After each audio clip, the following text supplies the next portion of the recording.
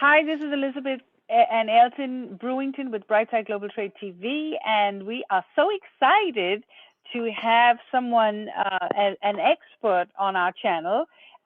We have Blythe Landry, and she's written the book Trauma Intelligence: The Art of Helping in a World Filled with Pain.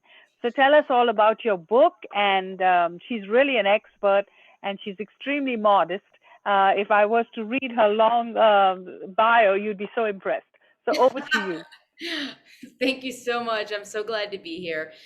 So, as you know, Elizabeth said, I'm Blythe Landry. I'm a licensed clinical social worker, MED, and I'm also a certified grief recovery method specialist, and I'm a death midwife. And so, as you can tell from my titles, that my two really core interests are trauma and grief. I also work a bit in addiction. I'm sober myself, and so you'll find if you're in the mental health field or the educational field that usually trauma, grief, and addictions all kind of go together. And so I know the topic tonight is child abuse, and I want to make sure to respect that. And we'll get into that with the book. I do want to just kind of tell you how this book came to be. I've been doing this work for over 20 years, and in a friend of mine, I've had two great losses that occurred sort of as a bookend to this book. And the first was that my sister suddenly died at the age of 62. And so a friend of mine suggested that just start writing and see what happened. And several people had asked me to write a book about trauma. I have a strong social media presence. And so that was something people had asked for. And I started writing, and it just sort of poured out of me. During the same time, my best friend was diagnosed with terminal cancer. And it took me about a year to put this book together. And literally, right when I finished the book, she passed away. And so while those were devastating losses, from a spiritual perspective, I do look at those two loved ones whose lives were cut short as a beautiful and miraculous bookend on this book. And so they're very much in it and within it. So the book is really similar to Sharon's, but for, I would say, high school all the way up to 100 years old, Uh-huh. is a practical book. It's very practical. One of the things that I find in the therapy world, psychology world, even though I'm a social worker, not a psychologist, is things are out there that are very academic, or there's things that are out there that promise an immediate fix, neither of which I think are very useful.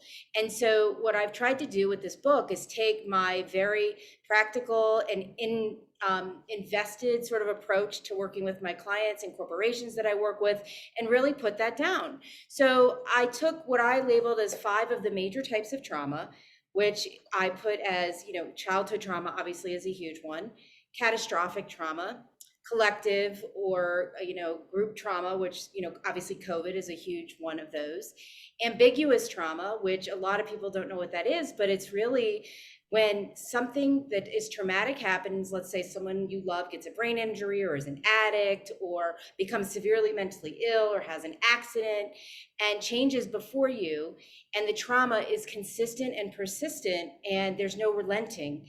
That's an ambiguous trauma. And often with that, people disappear from our lives because they get tired of hearing us be a caregiver. They get tired of hearing about the thing that is no longer affecting them, but still affecting you. And then also workplace trauma. And of course, with workplace trauma, there can be, catastrophic job, issues if you work with cranes or if you're a police officer or a first responder. And also there's trauma by having abusive bosses or toxic work environments, which is actually very prevalent. So all of these traumas can commingle. They can, be separate from one another. But obviously, since we're on the topic of child, abuse, that if you have childhood trauma, you're more likely to have a negative reaction to other types of trauma because you don't have a strong rootedness in who you are and safety. And you're also more likely to experience the other types of trauma. So you're more likely to be engaged with or affected by an abusive boss if you came from an abusive childhood. So those are really important things to think about.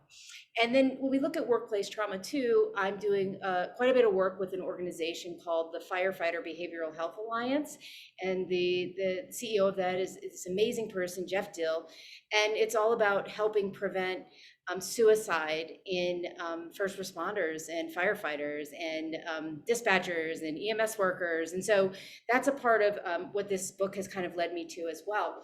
The other thing in this book that's, I think, really the most important is that it gives you a chapter on each of those 5 major types of trauma.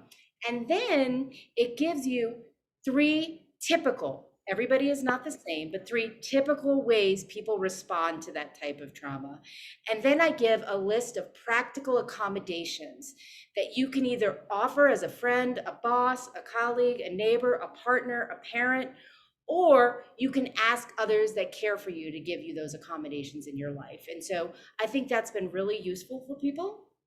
And then at the end, I offer other types of trauma, such as, cyber trauma, family trauma, relationship trauma. Religious trauma is a huge thing that I've worked with a lot of clients who have experienced, especially when you get involved with religion and then sexual abuse with, figures of the church, and that becomes a different kind of trauma.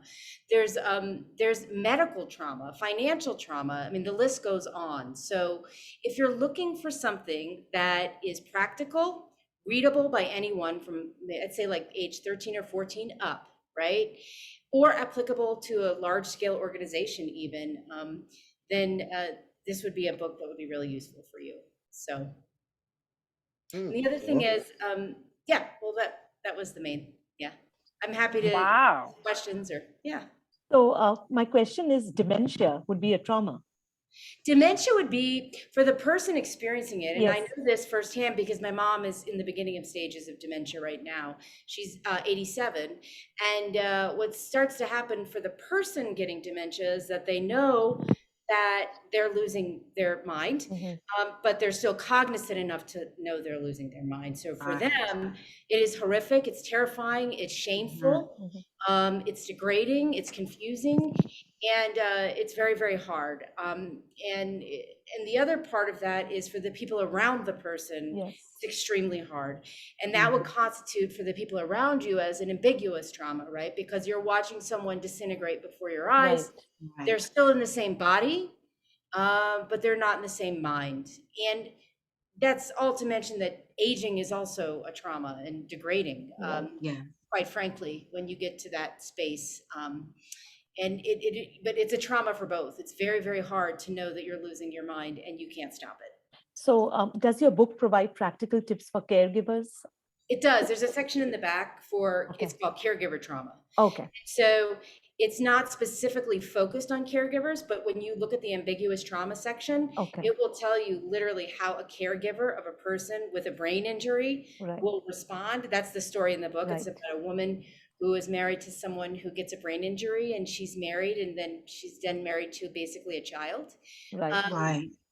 But she doesn't leave, and so she's trapped for the rest of her life with a child in an adult body. And so the accommodations are what those people tend to behave like and how you can support them. Yes. Wonderful. Question. So your book in its description, trauma intelligence. So you've taken the necessary requirements of understanding, one, that you're going through this trauma, and the awareness of what you need to incorporate as an engagement to supply some kind of self-defense or tactical solutions and strategy for navigating these things? Absolutely. And again, they're not for, this book is useful for professionals, but these tips are not, they're not therapy tips.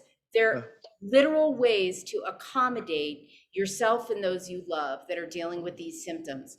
And the reason I break it up into symptoms is because, okay, so great, catastrophic trauma, but how do we behave in ways that other people can notice, just like Sharon was talking about? So it literally says to you, this is a typical way a person like this might be behaving. These are sub behaviors. It even goes into like, these are sub behaviors that you might want to pay attention to. And then it's like, then how do I respond to be useful? The other thing I say throughout the book, and I think this is really important, is trauma doesn't give people an excuse to abuse you. And so the thing that I put several times is a lot of us who are empaths or, helpers have to remember that as if the person, because some of the reactions to trauma are rage, right? Or moodiness, or pushing and pulling away. Especially with childhood trauma, there's a sexual abuse. A lot of adults will come close, go away, come close, go away, right? And so we can accommodate that, but we don't ever want to use someone else's trauma as a way to accept abuse. Right. Mm. That's so interesting. Yeah. Thank So you. there's Interesting. aspects of sexual abuse trauma, you know, I mean, trauma, when you're engaged with that, wow, this has the magic of being incredibly, you know, useful in our culture. Mhm. Wow, I'd love to talk to you a little Wow. bit more about that and what that looks like, because Yeah. this should be on the bestsellers list in terms of, Yes. no, Yeah. really, Yeah, really. I mean, thank you so much. I've definitely done trainings at places like Google Health and things like that, and I've done a lot of corporate trainings, but I would really love this book to get into any organization that works with kids, that works with people who have feelings at all. Yeah. Because, you know, and if you really want to get really down to even corporations, if your goal is productivity, which unfortunately that's the goal, then you need to be able to address people's feelings in the workplace to get them to be productive. So Mhm. it's useful in those settings as well. Well, let's Wow, talk that's further about it. amazing. Thank you Yeah. so much for giving me the opportunity. I It really, is. Yeah. Very good. Very Well, good presentation. the book is on our website. The reviews, both Sharon and Blythe, and we have a list of librarians that we're working now with. So I'm hoping that you all will see a spike in sales because we'll be promoting the books all through August, and then we have you know, a women's section as well. So, but both your books are about mental health, and I think I'll have to talk to Donna about this because we have to figure out where. Donna and I have been talking about opening up just a grief group because we've had so many losses because of COVID and the Right. pandemic. And so I think both of your books are just phenomenal. And that's why this Thursday hour, I separated it from the rest of our usual programming so that we could give this special time to this topic. So yes, so we definitely want you back. So if you're watching, get the books, guys. We're saying it over and over Yeah. and over again. It's Donna on had a our question. website. It's on our reading list. It'll be on, the links will be available with this broadcast. Get the books. Awesome. Thank you for watching Brightside Global Donna had a Trade. question, And Claire. Yeah. yes, go ahead. Go ahead. Go ahead, So Ramona. you're probably aware of this, Blythe, but because the military is a male-dominated organization, there's a lot of military sexual trauma oh yeah. that women endure in the military. I'm fortunate that the things that happened to me were fairly minor. They were still real enough to be a problem, Right. but I didn't have anything to the extent that some of the women did.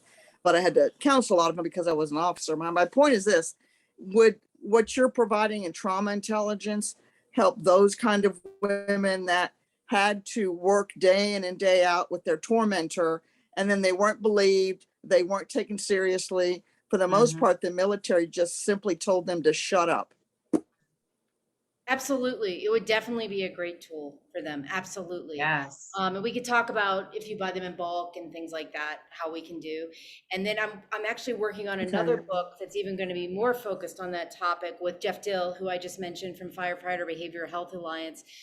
This book is going to be about first responders, but it's also going to have things about the toxic masculinity and things in which mirrors a lot of the military, right? So that could be useful as well. Awesome. Yeah, because we have a lot of veterans in this group. In fact, this afternoon we had Awesome. a fantastic presentation by U.S. Air Force veterans Wow. on side hustles. And we really appreciate our veterans joining us. So yes, we would definitely need to talk about this programming for these topics. Thank you, Sharon Linen, for opening our eyes about protecting our children. Thank you, Blythe. Oh my goodness. Thank you, This Blythe. has been heart-wrenching to Great listen to job. this presentation. And Thank I you so see much. Latonia Parks is back from travel, so I can't wait to hear about it. So I'm going to end the segment.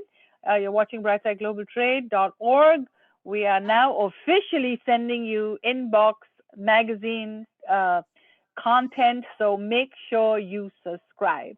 Thank you for watching.